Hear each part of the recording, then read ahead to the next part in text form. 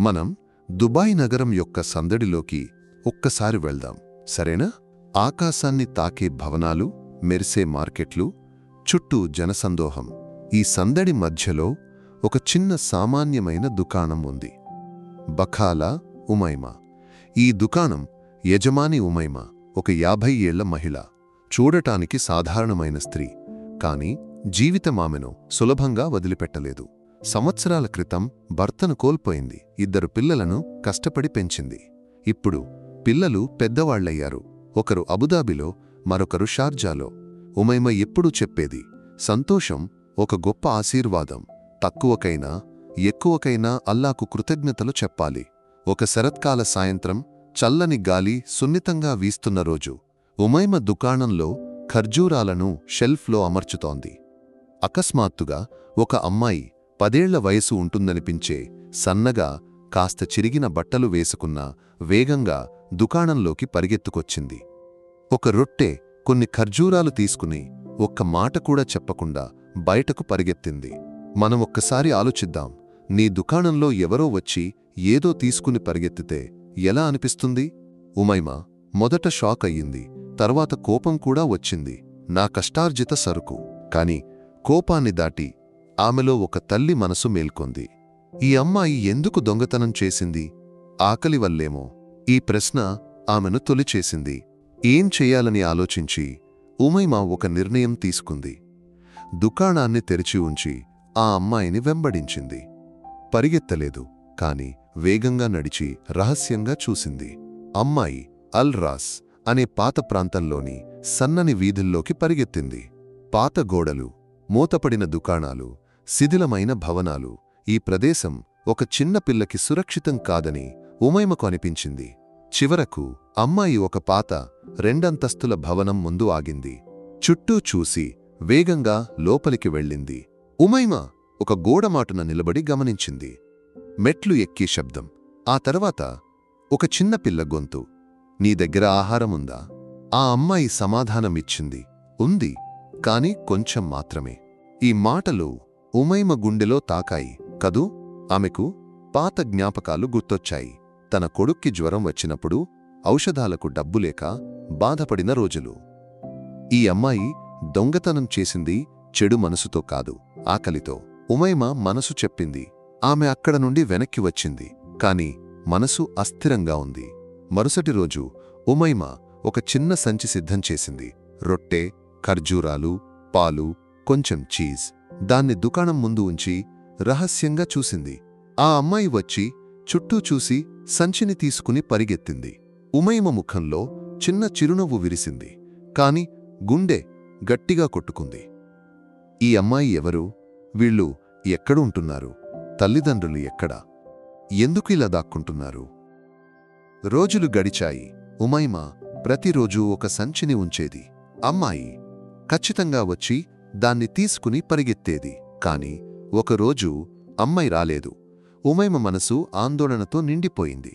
సాయంత్రం అమ్మాయి వచ్చింది. ముఖం వాడిపోయి, శరీరం బలహీనంగా, ఏదో దాచుకుంటూ వచ్చింది. ఉమైమ నిర్ణయించింది, ఇక ఆగకూడదు, నిజం తెలుసుకోవాలి.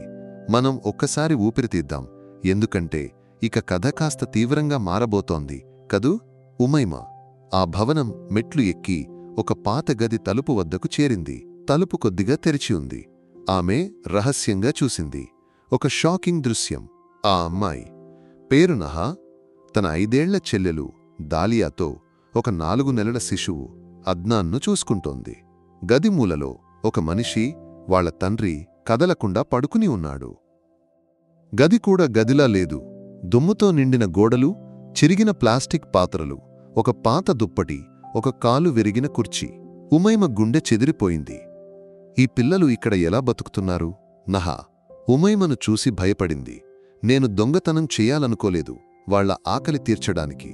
ఉమైమ నెమ్మదిగా అడిగింది, నీ తండ్రి ఎవరు? ఏం జరిగింది? నహ చెప్పింది. అతని పేరు ఇబ్రాహీం, కాని అతను అనారోగ్యంతో ఉన్నాడు. రోజుల తరబడి లేవలేదు. ఉమైమ దగ్గరకు వెళ్ళి ఇబ్రాహీం నుదుటిని తాకింది. తీవ్రమైన జ్వరం. ఇతన్ని ఆసుపత్రికి తీసుకెళ్లాలి, ఉమైమ చెప్పింది. కాని నహ భయపడింది. మాకు పత్రాలు లేవు, పోలీసులు మమ్మల్ని పట్టుకుంటారు. మనం ఒక్కసారి ఆలోచిద్దాం. ఈ కుటుంబం చట్టవిరుద్ధంగా, రహస్యంగా, ఎవరి సహాయం లేకుండా బతుకుతోంది. ఒక 10 ఏళ్ల అమ్మాయి తన తోబుట్టువులను చూసుకుంటోంది. ఉమైమకు వాళ్లను అక్కడ వదిలేసి వెళ్లాలనిపించలేదు. ఆ రాత్రి ఆమె ఆహారం, ఔషధాలు తీసుకొచ్చింది. ఇబ్రాహీం నుదుటిపై చల్లని గుడ్డ వేసింది, శిశువును ఓదార్చింది. కాని ఇక్కడ కథ మలుపు తిరుగుతుంది కదూ. ఒకరోజు ఉమైమ బకాలను మూస్తున్నప్పుడు ఒక మనిషి చక్కని బట్టలు వేసుకుని ఒక గంభీరంతో ఆమెకు ఒక కవరు ఇచ్చి ఏమీ చెప్పకుండా వెళ్ళిపోయాడు. కవరు తెరిచేసరికి ఒక లేఖ: ఈ కుటుంబం నుండి దూరంగా ఉండు, లేకపోతే చింతిస్తావు. ఉమైమ గుండె వేగంగా కొట్టుకుంది. ఇది ఎవరు? ఎందుకు బెదిరింపు? నేను ఇక్కడ ఏం కనుగొన్నాను? నీవు ఉమైమ స్థానంలో ఉంటే ఏం చేస్తావు? ఉమైమ భయపడినప్పటికీ వెనక్కి తగ్గేందుకు సిద్ధంగా లేదు. ఆమె తన స్నేహితురాలు సనాయిను, ఒక క్లినిక్లో పనిచేసే మహిళను సహాయం కోరింది. ఇబ్రాహీంను ఒక చిన్న క్లినిక్కు తరలించారు. డాక్టర్ చెప్పాడు, న్యూమోనియా, ఇంకా ఆలస్యమైతే ప్రమాదం. ఈలోపు మరొక కవరు ఉమైమకు వచ్చింది. అందులో ఇబ్రాహీం యొక్క ఒక పాత ఫోటో, చక్కని సూట్ వేసుకుని ఒక పెద్ద కంపెనీ ముందు నిలబడి ఉన్నాడు. దార్ అల్ నూర్, ఒక కాంట్రాక్టింగ్ కంపెనీ, 2 ఏళ్ల క్రితం ఒక ఆర్థిక మోసం కారణంగా మూతపడింది. ఇబ్రాహీం, ఇందులో ఏమిటి? ఉమైమ మనసు ప్రశ్నలతో నిండిపోయింది. మనం ఇంకొంచెం విచారిద్దాం, సరేనా? ఉమైమ ఒక పాత పాత్రికేయుడైన అబ్దుల్ లతీఫ్ను కలిసింది. అతను చెప్పాడు, ఇబ్రాహీం ఖాలిద్ అబ్దుల్ హాదీ దార్ అల్ నూర్ యొక్క ఫైనాన్షియల్ మేనేజర్గా ఉన్నాడు. ఒక పెద్ద మోసాన్ని కనుగొన్నాడు, కాని అతన్ని నేరస్తుడిగా చిత్రీకరించారు. అతను డబ్బుతో పారిపోయాడని అందరూ అనుకున్నారు. ఉమైమ షాక్ అయింది. కాని అతను ఇప్పుడు ఒక రోగి, రహస్యంగా, పిల్లలతో. అబ్దుల్ లతీఫ్ చెప్పాడు, ఒకవేళ అతన్ని ఎవరో ఉచ్చులో ఇరికించారేమో, లేదా అతను ఎవరికో భయపడి రహస్యంగా వెళ్లాడు. తరువాత ఒకరోజు ఉమైమ మళ్లీ ఆ భవనంలోకి వెళ్ళినప్పుడు గది ఖాళీ. నహా, దాలియా, అద్నాన్, ఇబ్రాహీం అందరూ అదృశ్యమయ్యారు. ఒక దుప్పటి కూడా లేదు. ఉమైమ గుండె చెదిరిపోయింది. ఎక్కడికి వెళ్లారు?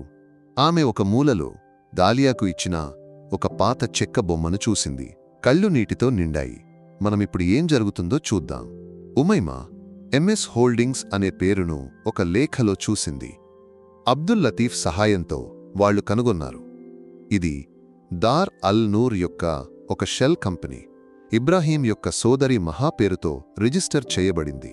ఒకరోజు ఒక లేఖ వచ్చింది. నీకు సత్యం తెలియాలంటే ఖలీజ్ టవర్ 7వ అంతస్తుకురా. ఉమైమ భయంతో అక్కడకు వెళ్ళింది. అక్కడ మహా, ఇబ్రాహీం యొక్క సోదరి, ఆమె కోసం ఎదురుచూస్తోంది. మహా చెప్పింది, ఇబ్రాహీం నేరస్తుడు కాదు. దార్ అల్ నూర్లో ఒక పెద్ద మోసం, డబ్బు ల్యాండరింగ్, నకిలీ కాంట్రాక్టులు అతను కనుగొన్నాడు. అతన్ని నేరస్తుడిగా చిత్రీకరించారు. అతను రహస్యంగా వెళ్లాడు. నేను అతన్ని రహస్యంగా సహాయం చేశాను. కాని ఇప్పుడు వాళ్లు ఎక్కడా? ఉమైమ అడిగింది. మహా చెప్పింది, ఇబ్రాహీంకు స్ట్రోక్ వచ్చింది. ఇప్పుడు ఒక ఆసుపత్రిలో నకిలీ పేరుతో.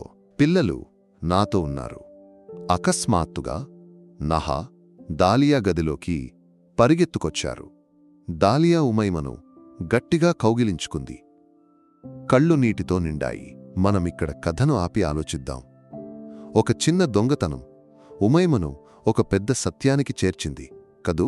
మహా, ఇబ్రాహీం దాచిన సాక్ష్యాలను, నకిలీ కాంట్రాక్టులు, డబ్బు ల్యాండరింగ్ రికార్డులు ఒక పాత గిడ్డంగి నుండి తీసుకొచ్చింది.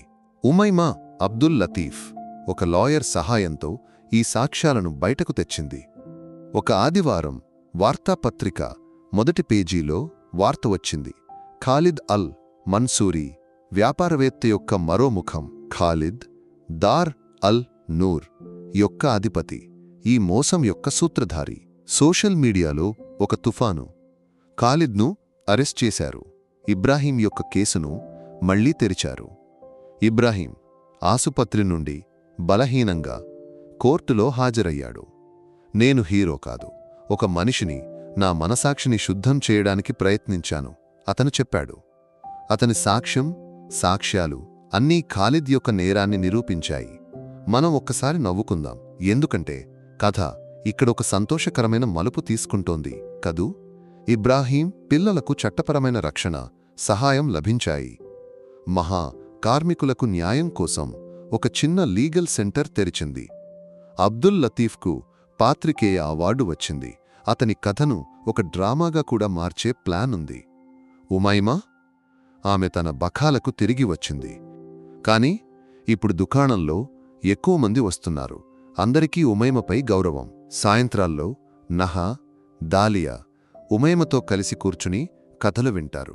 ధైర్యం గురించి, సత్యం గురించి, ఒక చిన్న దొంగతనం ఎలా ఒక పెద్ద మార్పును తెచ్చిందనే దాని గురించి.